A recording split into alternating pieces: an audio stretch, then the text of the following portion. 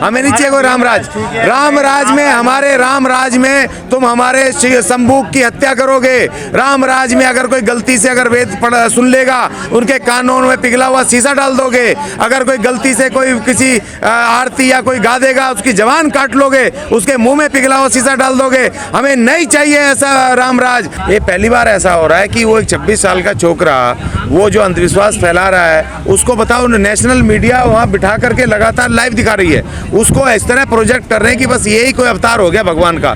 जो भी बोल रहा है, जो पर्चे पहले ही बना देता है सबके बारे में, मगर उनको ये पोल खुल गई कि उसके भाई के खिलाफ SC/ST एक्ट का केस दर्ज होना है, उसको जेल जाना, उसका पर्चा नहीं बना पाया वो।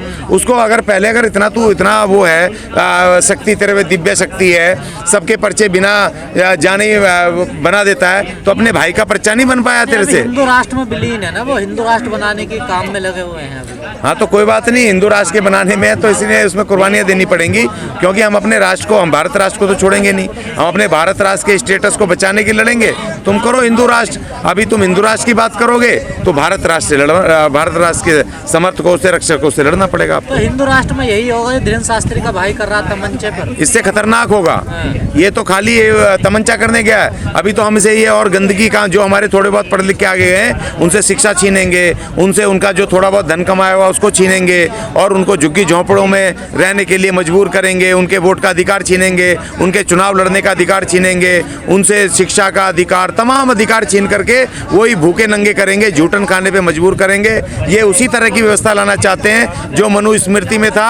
अब बाबा साहब नहीं पैदा होगा, नहीं होगा हिंदू राष्ट्र। पहले अगर समानता होती तो बाबा साहब को 26 जनवरी 1950 को मनुस्मृति को बदल करके भारत का आधुनिक संविधान, जिसमें इस देश का नाम हिंदुस्तान नहीं है, हिंदू राष्ट्र नहीं चाहिए, इसमें हिंदुस्तान की जगह भारत अर्थात इंडिया, और हिंदू राष्ट्र की जगह ये बना भारत राष्ट्र, जिसमें कि तमाम लोगों को बराबर न्याय, स्वतंत्रता, समानता, बंधुत्व, 4 महान पिल्लरों पे इसको खड़ा किया। तो साधु संतों की ऐसी सोच थोड़ा ही होगी, वो तो भारत का कल्याण चाहते हैं ना साधु संतों। नहीं, साधु संत हैं कहाँ? साधु संत तो हमारे थे, वाल्मीकि महाराज थे, रविदास जी थे, कबीरदास जी थे, तुकाराम जी थे, गाडगे महाराज जी थे। वो लोग थे जिन्होंने अपना घर बार छोड़ करके और गली गली घूम करके झाड़ू मारे, गंदगी साफ करी, उस पैसे से कमाया तो अपने पेट में नहीं खाया, अपने लिए कपड़े नहीं बनवाए, उससे क्या बनाई? धर्मशालाएं बनाई, शिक्षालय खोले, उससे उन्होंने पशुओं के लिए उन्होंने पशुशालाएं खोली, उन्होंने चिकित्सा व्यवस्था के सेंटर खोले। तो वो थे महान जो दुनिया के बारे में सोचते थे और कहते थे भूखे रहो,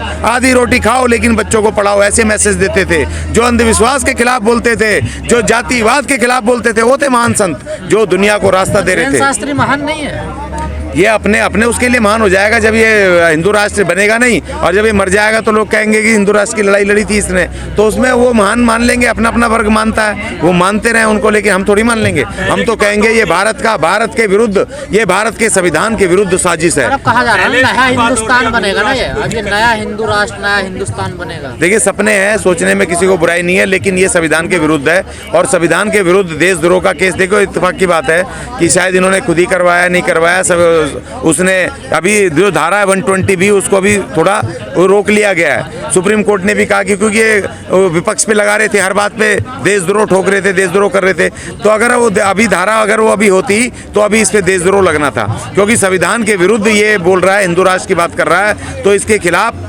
देशद्रोह का केस बनना चाहिए। जो है ये संविधान को नहीं पढ़ते, संविधान को नहीं मानते, क्या उसके दायरे में रहने नहीं चाहते? ये तो पहले दिन से नहीं मानते ना। देखिए, भारत के संविधान, इनका जो मनुस्मृति है वो भेदभाव पर, ठीक है, वो पूरी तरह शोषण पे, बहुमत लोगों के शोषण पे, मानव द्वारा मानव के शोषण पे आधारित है, और बाबा साहब का जो संविधान है मानव द्वारा मानव के शोषण के विरुद्ध है। तो वो मनुष्यता को, मानवता को वो देता है, शक्ति देता है बाबा साहब का सिद्धांत, और जो ये मनुस्मृति है ये मानवता के विरुद्ध उन सिद्धांतों को। मनुस्मृति का इतना विरोध करते हैं, लेकिन मदनी बड़ी तारीफ कर रहे हैं मनु की। देखिए, वो भी एक और बात है, ये भी समझना पड़ेगा। इस देश के जो जब इस्लाम आया ना, और इस देश के जब जो निम्न का वो थे, अछूत थे, और जब उनको फौज में भर्ती करा, इस्लाम ने इज्जत दी, जब उनको बराबर बिठाया, रोजगार दिए, फौज चाहिए थी, जब वो खड़े होने लग गए, इस्लाम बढ़ने लग गया, उनको जब जहाँ मान सम्मान मिलेगा, रोटी मिलेगी, इज्जत मिलेगी, सब वहाँ जाने लग गए, तो इन्होंने क्या करा, ब्राह्मणों को भेज दिया, वो भी मुसलमान बन गए।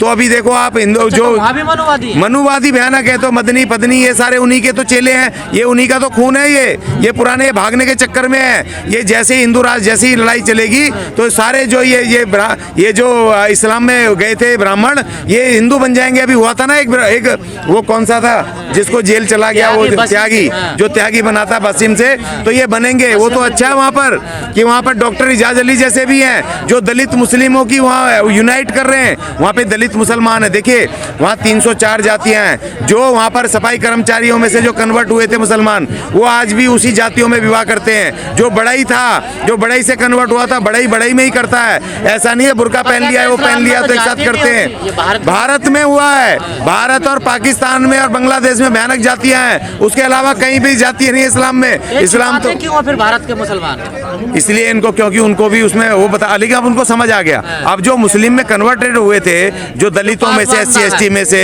जो पसमानदा हैं, अब उनको समझ आ रहा है, वापस आ रहे हैं वो। तो इसीलिए हम भी लगे हुए हैं कि भैया वापस आ जाओ। इस देश के जितने धर्म बने हैं, देखिए अगर हम हिंदू होते इस देश में, और ये अगर ये हिंदूवादी हिंदू राष्ट्र में अगर हमारा सम्मान होता, बराबर अधिकार होता, तो फिर हमारे लोग मुसलमान क्यों बनते? हमारे लोगों में से SC ST में से तो और शूद्रों में से तो मुसलमान बने, और फिर क्यों हमारे लोग सिख बने? फिर क्यों जब क्रिश्चियन धर्म आया तो क्रिश्चियन क्यों बने? अगर हिंदू धर्म में हमें बराबर अधिकार होते तो ये धर्म ही नहीं पैदा होते, ये धर्म ही नहीं बनते। तो इसलिए हिंदू राष्ट्र और हिंदू धर्म का मतलब है कि भेदभाव पर इस देश के SC ST के ऊपर बिल्कुल जुल्म गुलामी का ये नियम।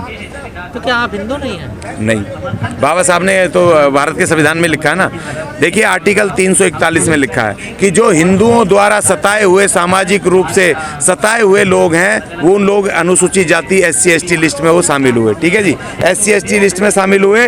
और आर्टिकल 330 से लेकर के और 342 तक उसमें साफ लिखा है SC ST अलग वर्ग है, अलग उनके अधिकार हैं और अलग उनका सारा स्टेटस है। तो हम हिंदू कैसे हो गए? अगर हम हिंदू होते तो फिर SC ST वो बनाने की जरूरत ही नहीं पड़ती। वो तो इन्होंने थोपा हुआ है ना, वो तो उन्होंने लिख दिया ना उसमें कि जो हिंदू लिखेगा उसमें उसी को रिजर्वेशन मिलेगा। तो लेकिन बाबा साहब ने तो आर्टिकल 341 में लिखा था साफ साफ, जो मुस्लिमों में कन्वर्ट हुए हैं उनको भी रिजर्वेशन मिलेगा, जो बुद्धिस्ट में हुए हैं। हिंदू राष्ट्र बनने से नहीं, बिल्कुल नहीं है, हमें कोई फायदा नहीं है। गुलामी है, हमारी गुलामी है, हमारा अपमान है, हमारे अधिकारों का हनन है। जो सपना देख रहे हैं फिर हिंदू राष्ट्र कैसे बनेगा? उनका सपना तो टूट जाएगा। तो 15% है, टूट गया वो तो टूट गया, वो तो टूट गया ना। देखो हमारा भीमराज ठीक है साहब, हमें नहीं चाहिए कोई रामराज। रामराज में, हमारे रामराज में तुम हमारे शंभू की हत्या करोगे। रामराज में अगर कोई गलती से अगर वेद सुन लेगा, उनके कानों में पिघला हुआ शीशा डाल दोगे।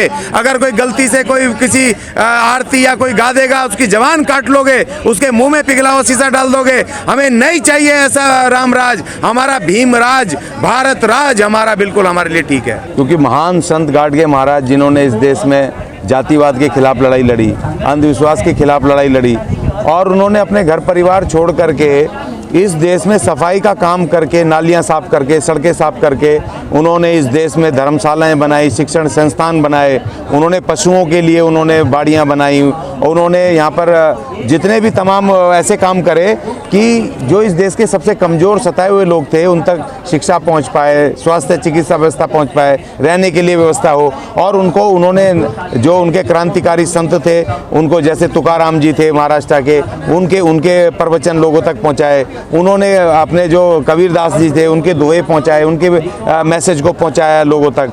और बाबा साहब के साथ मिलकर के उन्होंने एक महान मूवमेंट को, एक क्रांतिकारी मूवमेंट को, समानता की लड़ाई लड़ी।